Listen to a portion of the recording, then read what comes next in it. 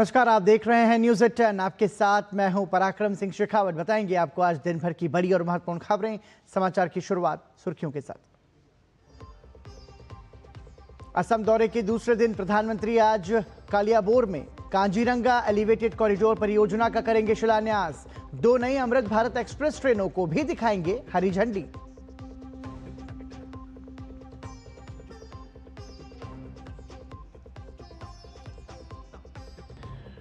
असम के बाद प्रधानमंत्री पहुंचेंगे पश्चिम बंगाल। सिंगूर में लगभग 830 करोड़ की परियोजनाओं का करेंगे शुभारंभ और शिलान्यास। एक जनसभा को भी करेंगे संबोधित।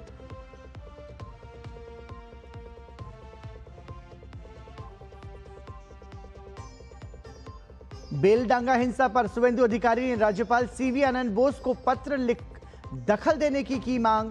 प्रतिबंधात्मक आदेश जारी करने और केंद्रीय बल तैनात करने का किया आग्रह।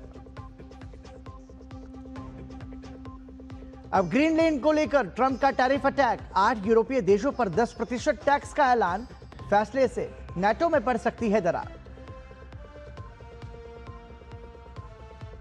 और भारत और न्यूजीलैंड के बीच 3 मैच की वनडे सीरीज का अंतिम और निर्णायक मुकाबला आज इंदौर के होलकर स्टेडियम में होगा। सीरीज के विजेता का फैसला।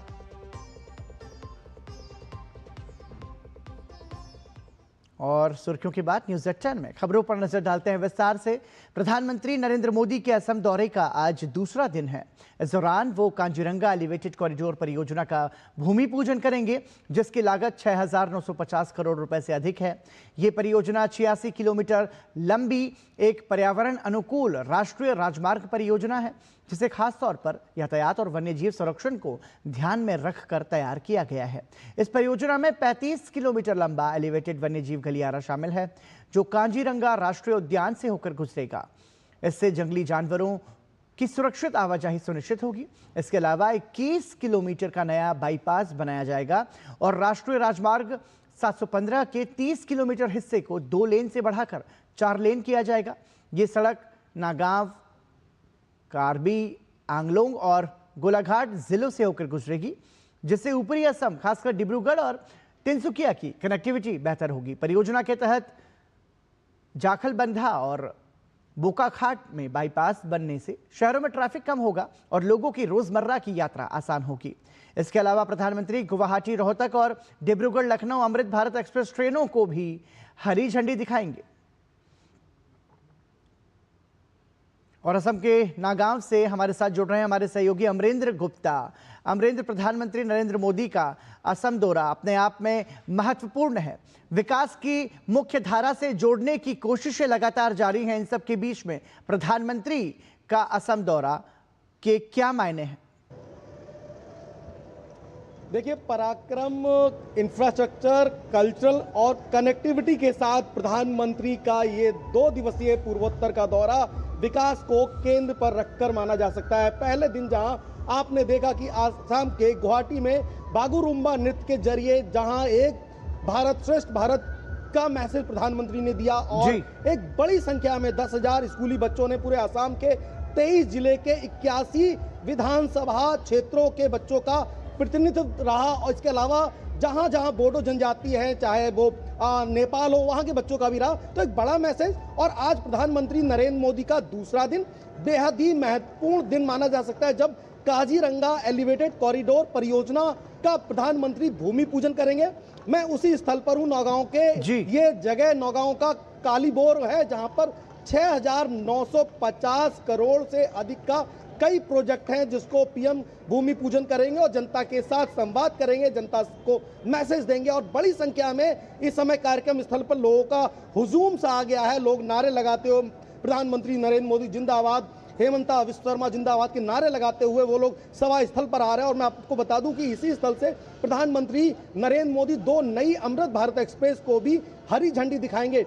इसके साथ साथ देखिए, रेलवे, सड़क और कल्चरल, ये तीनों का बड़ा एक संगम माना जा सकता है। जब कनेक्टिविटी होगी, आधुनिकता के साथ रेलवे का इंफ्रास्ट्रक्चर पूर्वोत्तर को जोड़ेगा और कल्चर की बात होगी। और काजीरंगा इसलिए भी बहुत इंपॉर्टेंट है पराक्रम कि नेशनल पार्क में सबसे ज्यादा एक सींग वाले गैंडे पाए जाते हैं। और आपने पिछले दिनों सुना होगा कि कुछ दुर्घटनाओं में उन गैंडों की मौत हो रही थी। तो काजीरंगा एलिवेटेड कॉरिडोर को नेचर के साथ कनेक्ट किया गया है और जो विश्व धरोहर है हमारी उसको सेव करते हुए यहाँ पे इको टूरिज्म को बढ़ावा देने का भी एक बड़ा माध्यम माना जा सकता है। और जो अमृत भारत ट्रेन की बात कर रहा हूं मैं, वो हावड़ा से गुवाहाटी तक बेहतर और आधुनिक रेल सेवा दे रही है। साथ में जिस तरह से मैंने आपको बताया कि आसाम को पराक्रम पूर्वोत्तर का द्वार माना जाता है और आज पूर्वोत्तर को केंद्र में रख के प्रधानमंत्री नरेंद्र मोदी की सरकार की हर योजना है और ऐसे में प्रधानमंत्री का ये दौरा खासा अहम माना जा सकता है और लोग इसके लिए खासे उत्साहित हैं।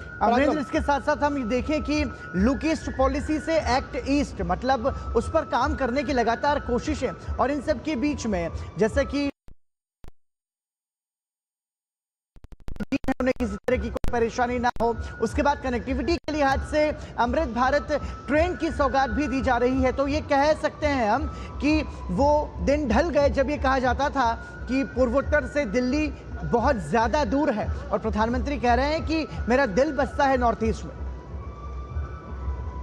निश्चित तौर पे पराक्रम अब प्रधानमंत्री के दिल में पूर्वोत्तर बसता है और इसको प्रधानमंत्री ने 2014 से न सिर्फ कहकर दिखाया है बल्कि पूर्वोत्तर की दूरियों को बहुत कम समय में समेट दिया है। 14 से लेकर और आज की तस्वीर जो है पूर्वोत्तर की पूरी तरह से बदली हुई है। चाहे आप आसाम की बात करें, त्रिपुरा की बात करें, मेघालय, नागालैंड की बात करें, कनेक्टिविटी आपको मिलेगी, दूरियां कम हुई है। और सबसे बड़ी बात है कि अब तक जहां पर ट्रेन नहीं चलती थी, वंदे भारत जैसी ट्रेनें दौड़ रही हैं, अमृत भारत जैसे कई प्रोजेक्ट पूर्वोत्तर को जोड़ रहे हैं। इसके अलावा कॉरिडोर की बात करें तो कॉरिडोर हर स्टेट में आपको एलिवेटेड कॉरिडोर मिलेंगे। इसमें सड़क और परिवहन मंत्रालय का बड़ा योगदान है कनेक्टिविटी को देने का। तो प्रधानमंत्री का जो विजन है कि पूर्वोत्तर में विकास की हर वो धारा पहुंचे जिससे पूर्वोत्तर अभी तक दूर रहा है, तो इस दूरी को पाटते हुए प्रधानमंत्री ने अभी तक की अगर उनकी यात्रा देखो तो सर्वाधिक यात्राएं प्रधानमंत्री ने पूर्वोत्तर में की है।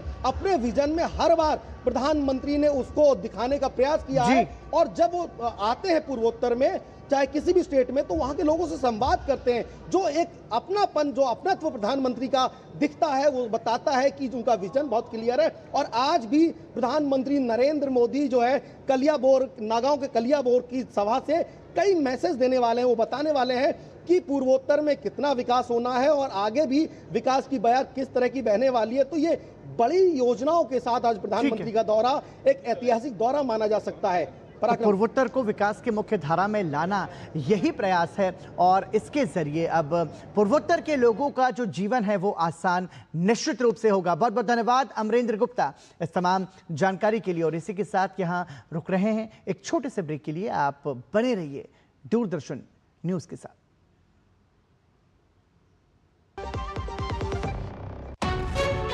विभाग अनेक, कंप्लेंट बॉक्स 1। किसी भी सरकारी दफ्तर, विभाग या बैंक से जुड़ी शिकायत के लिए pgportal.gov.in पर जाएं, रजिस्टर करें, संबंधित विभाग चुनें, शिकायत दर्ज करें और ट्रैकिंग आईडी नोट करें। एसएमएस या ईमेल पर एक्नॉलेजमेंट पाएं और शिकायत का जवाब सीधे मंत्रालय से प्राप्त करें। अब तक 1 करोड़ 12 लाख से अधिक भारतीयों ने भरोसा जताया। सीपी ग्राम्स, आपकी हर शिकायत का हल। अभी शिकायत दर्ज करें pgportal.gov.in।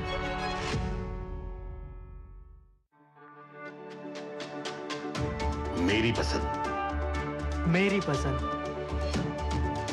मेरी पसंद, मेरी पसंद, हमारी पसंद, हम सबकी पसंद। मजबूत देश का मजबूत सरिया हो गया स्टील। हो गया इंतजाम। किसका? गुड्डी की फीस का। दिखा। 20,000 का लोन तुरंत। पता है कौन दे रहा है, ब्याज कितना है? लोन विनियमित संस्थानों से ही लें और कर्ज उतना जितनी जरूरत, वो भी जांच कर। हो गया इंतजाम। पगार एडवांस में भेजिए। आरबीआई कहता है सही वित्तीय बर्ताव करे आपका बचाव। पता है, I was a bright student. कुछ करना चाहती थी, कुछ बनना चाहती थी। आप अपना खुद का स्टार्ट कीजिए ना। खुद का बिजनेस? और उसमें पैसे तो बहुत लगेंगे ना? Zero investment. Zero investment? हाँ, I'm doing it. मैं एक principal madam. She is my client. मैं LIC एजेंट हूँ। LIC एजेंट बनो, अब बड़ा सोचो। हमारी वेबसाइट पर जाएं या अपनी नजदीकी LIC शाखा से संपर्क करें। टिंग टिंग, आपके लिए एक फेस्टिवल ऑफर है। QR कोड स्कैन करो, UPI पिन डालो और 10,000 रुपए आपके बैंक अकाउंट में। पिन डालूंगा तो पैसा खट से आएगा नहीं, झट से कट जाएगा। मैं मूर्ख नहीं हूँ। आलिया, UPI कहता है UPI पिन पैसे भेजने के लिए होता है, पाने के लिए नहीं। इस बात को याद रखें और कहें मैं मूर्ख नहीं।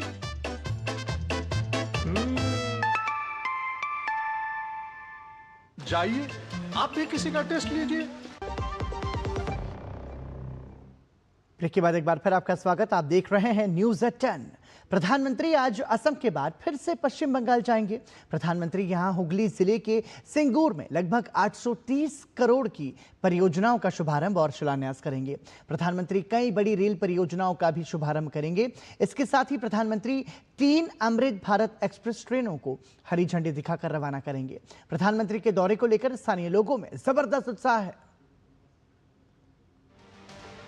प्रधानमंत्री नरेंद्र मोदी पश्चिम बंगाल को सैकड़ों करोड़ की विकास परियोजनाओं का उपहार देंगे। प्रधानमंत्री हुगली जिले के सिंगूर में लगभग 830 करोड़ की परियोजनाओं का शुभारंभ और शिलान्यास करेंगे। प्रधानमंत्री बालागढ़ में विस्तारित पोर्ट गेट सिस्टम का शिलान्यास करेंगे। शहरी भीड़भाड़ वाले मार्गों से हटकर माल ढुलाई दक्षता में सुधार की दिशा में ये बेहद महत्वपूर्ण कदम है। प्रधानमंत्री कोलकाता में अत्याधुनिक इलेक्ट्रिक कैटेमरान का भी शुभारंभ करेंगे। इससे हुगली नदी पर शहरी नदी परिवहन और पर्यटन को बढ़ावा मिलेगा। प्रधानमंत्री कई बड़ी रेल परियोजनाओं का भी शुभारंभ करेंगे। इनमें जयरामबती, बरो गोपीनाथपुर, मैनापुर नई रेल लाइन शामिल है। प्रधानमंत्री मैनापुर और जयरामबती के बीच बरो गोपीनाथपुर में ठहराव वाली एक नई ट्रेन सेवा को हरी झंडी भी दिखाएंगे। प्रधानमंत्री Kolkata Howrah Anand Vihar terminal Amrit Bharat express, Kolkata सियालदेह Banaras Amrit Bharat express, Kolkata Santragachi Tambaram Amrit Bharat express को हरी झंडी दिखाकर रवाना करेंगे। प्रधानमंत्री के दौरे को लेकर स्थानीय लोगों में जबरदस्त उत्साह है। हम लोग सब उत्साहित थे, इसीलिए उत्साहित थे जे प्रधानमंत्री आके सिंगूर में कुछ न कुछ इंडस्ट्री आएंगे, यहाँ पे सब कुछ होंगे। सिंगूर का भविष्य या बांग्लार भविष्य उन्नति होगा। हम लोगों को बहुत ही उम्मीद है, क्योंकि उन्हें महिला को भी बहुत काम दिया है, महिला के बारे में भी बहुत कुछ किया है, इसलिए हम सबको उनके ऊपर भरोसा है। बंगाल में सिंगूर के साथ कई प्रसंग जुड़े रहे हैं। कभी यहाँ टाटा नैनोकार का प्लांट प्रस्तावित था, जो ममता बनर्जी के विरोध की वजह से नहीं लग सका था। स्थानीय लोगों का कहना है कि यहाँ हालात लगातार बदतर होते चले गए। अब प्रधानमंत्री के दौरे से लोगों को काफी उम्मीदें हैं। यहाँ पर भारी कोई इंडस्ट्री होगा तो पूरे वेस्ट बंगाल में छोटे बड़े अनुसारी शिल्प बहुत होगा। तो उसमें क्या होगा, उसमें हर एडुकेटेड युवक की नौकरी होगी। हम लोगों को यही उम्मीद है, दीदी का जो आपका जो अपशासन चल रहा है ना, इनसे हमको मुक्ति चाहिए। पूरा वेस्ट बंगाल का युवा समाज का जो एक्सपेक्टेशन था उनका, लेकिन उन्होंने पूरा जो युवा समाज का जो एक्सपेक्टेशन था पूरा तरह से बर्बाद कर दिया। 20 साल बाद भी सिंगूर के हालात जस के तस हैं। यहाँ ना तो कोई इंडस्ट्री लग पाई और ना ही किसान यहाँ पर ठीक से खेती कर पाए। अब प्रधानमंत्री नरेंद्र मोदी के दौरे से लोगों को उम्मीद है कि यहाँ पर विकास के नए युग की शुरुआत होगी, जिससे न सिर्फ रोजगार के अवसर बढ़ेंगे बल्कि इलाके से होने वाला पलायन भी रुक सकेगा। कैमरामैन सुनील राणा के साथ अजीत द्विवेदी, DD न्यूज, सिंगूर, पश्चिम बंगाल। राजस्थान के गंगापुर सिटी की आंगनवाड़ी कार्यकर्ता ललिता मीना को 77वें गणतंत्र दिवस के अवसर पर राष्ट्रपति भवन के प्रतिष्ठित एट होम समारोह में शामिल होने का विशेष आमंत्रण मिला है। ये सम्मान उनके द्वारा गर्भवती महिलाओं और बच्चों की देखभाल करने और उन्हें सरकारी योजनाओं से जोड़ने के लिए दिया गया है। इस सम्मानजनक आमंत्रण से न केवल उनके परिवार बल्कि पूरे गांव में खुशी का माहौल है। ये पहली बार है जब सवाई माधोपुर जिले की किसी आदिवासी महिला को इस सम्मानित मंच पर भागीदारी का अवसर मिल रहा है। ललिता मीना ने इस सम्मान को परिवार और जिले के लिए गर्व का पल बताया और राष्ट्रपति का आभार व्यक्त किया। ये मुझे मेरी आंगनवाड़ी वर्क के लिए मिला है। जैसे मैंने आंगनवाड़ी पे कुछ महिलाओं को पोशाक भी देती हूँ, धात्रियों को भी देती हूँ। 6 से 3 वर्ष के बच्चों को दिया है, 3 से 6 वर्ष के बच्चों को दिया है। गर्भवती महिलाओं को हमने PMBY के द्वारा लाभ भी दिलाया है। तो उससे प्रसन्न होके मेरे अधिकारियों ने मुझे आज इस पद पे पहुंचाया है और स्वयं राष्ट्रपति जी ने मुझे निमंत्रण भेजा है। तो मैं उनके लिए बहुत बहुत धन्यवाद करती हूँ और इसको प्राप्त करके मुझे आज बहुत खुशी हो रही है। प्रधानमंत्री नरेंद्र मोदी ने सत्ता में आने के बाद लंबित परियोजनाओं के काम में तेजी लाने और उन्हें जल्द से जल्द पूरा करने के लिए प्रगति नाम से एक पहल की शुरुआत की है। इसका उद्देश्य था प्रोजेक्ट्स में देरी की वजहों का पता लगाकर उनका समाधान निकालना। इस पहल की 50 बैठकें हो चुकी हैं और 85 लाख करोड़ की 3,300 से ज्यादा परियोजनाओं को जल्द पूरा किया गया है। प्रगति की ये पहल कैसे कमाल कर रही है, इसी पर हम एक सीरीज चला रहे हैं जिसका नाम है प्रगति एट 50, विकास को गति।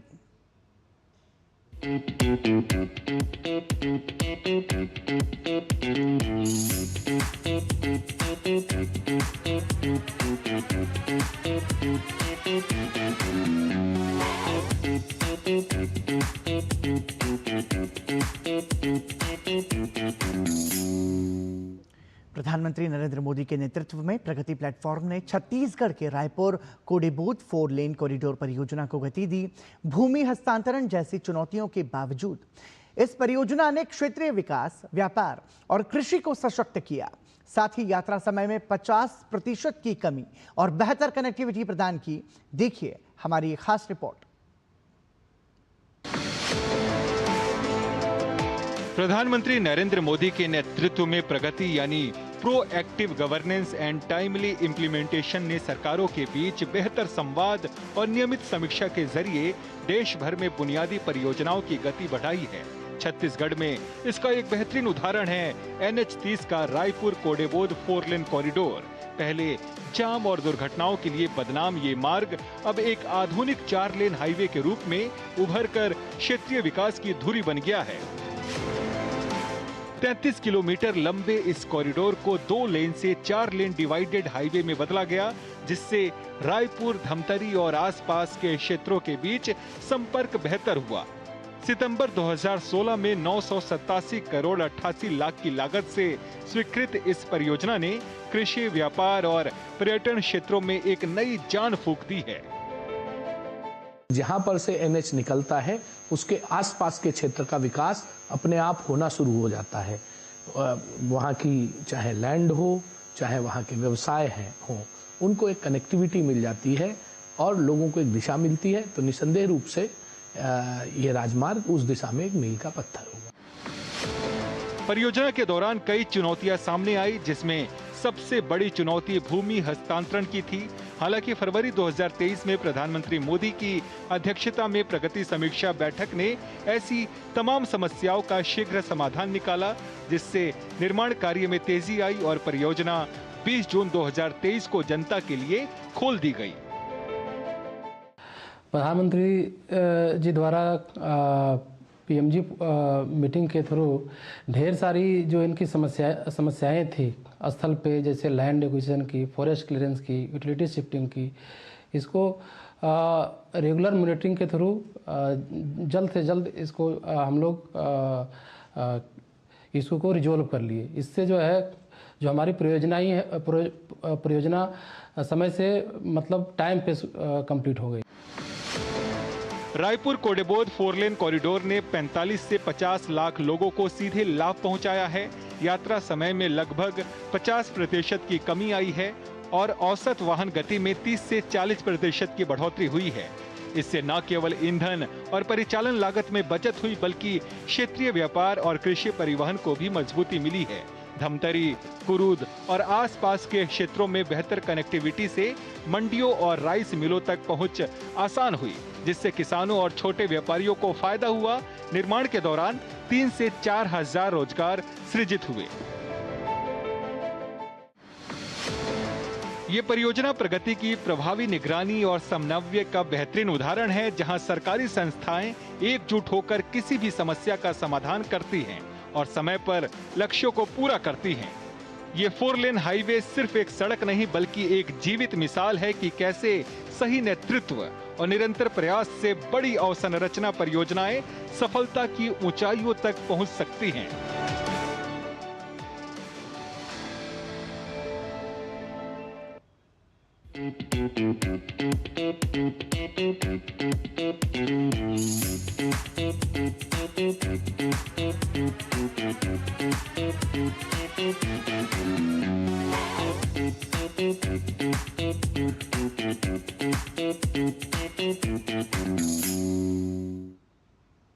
पिछले 2 दिन से पश्चिम बंगाल के मुर्शिदाबाद जिले के बेलडांगा इलाके में जारी हिंसा अब अराजकता की चपेट में है।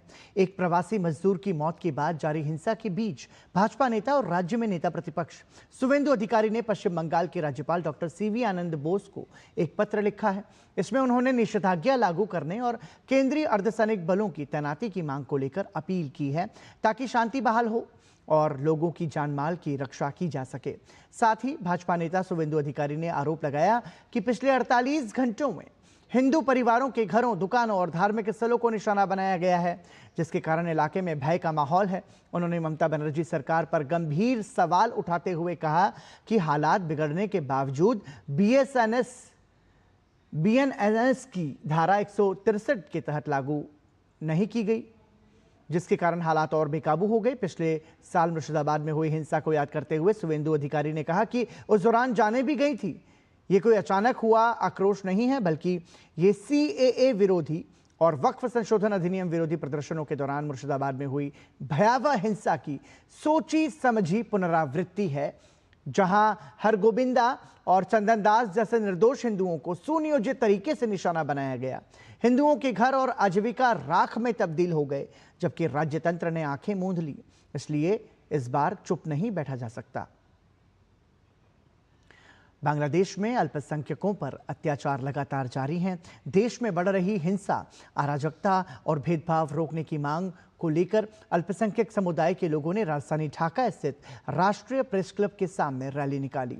प्रदर्शनकारियों की ओर से 5 प्रमुख मांगें रखी गईं, जिनमें हिंसा के दौरान हुई हत्याओं की न्यायिक जांच और जल्द से जल्द सुनवाई, राज्य संस्थानों में अल्पसंख्यकों का सम्मान प्रतिनिधित्व, चुनाव के बाद सुरक्षा सुनिश्चित करने के लिए सेना की तैनाती और झूठे मामलों का सामना कर रहे बंदियों को बिना शर्त रिहाई शामिल है।